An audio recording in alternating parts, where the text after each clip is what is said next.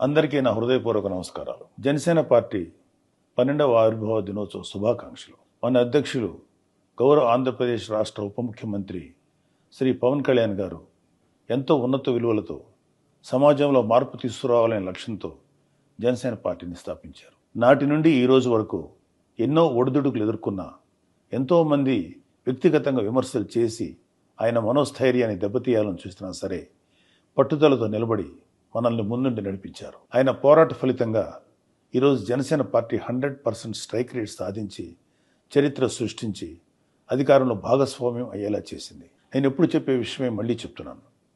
అధినేత ఒక నిర్ణయం తీసుకుంటే దాని వెనుక ఎంతో బలమైన ఆలోచన, భవిష్యత్ ప్రణాళిక ఉంటుంది. ఒక జన సైనికుడిగా ఆయన ఆదేశాలు పాటించడమే మన కర్తవ్యం. రానున్న రోజుల్లో మరింత బాధ్యతగా మీరు జనసేనకు అండగా నిలబడి పార్టీ బలోపేతం కోసం కృషి చేస్తారని ఆశిస్తున్నాను. అలాగే మన పార్టీ ప్రజా పోరాటాలు చేయాలన్నా, కష్టాల్లో ఉన్న ప్రజలకు అండగా నిలబడాలన్నా, పార్టీని మరింత బలంగా ప్రజల్లో తీసుకెళ్లాలన్నా పార్టీకి ఆర్థిక బలం చాలా అవసరం. ఒకవైపు తన స్టార్డమ్ వదులుకొని ప్రజల కోసం రాజకీయాలు చేస్తూ, తీరిక దొరికినప్పుడు ఎప్పుడో ఒక సినిమా చేస్తూ ఆ డబ్బులతో పార్టీని నడిపిస్తున్నారు. అలాగే ఎంతోమంది నిస్వార్థ జన సైనికులు నా సేన కోసం నా వంతు అంటూ సమాజం పట్ల బాధ్యతతో ఇస్తున్న విరాళాలతో పార్టీని నడిపిస్తున్నారు.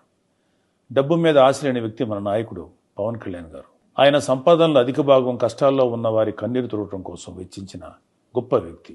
ఆయన చేస్తున్న పోరాటానికి ఆర్థికంగా అండగా నిలబడటం అంటే మన బిడ్డల భవిష్యత్తు కోసం పునాది వేస్తున్నట్లే. రేపటి తరం కోసం ఆయన చేస్తున్న పోరాటానికి, జనసేన పార్టీ బలోపేతానికి విరాళాలు అందిద్దాం.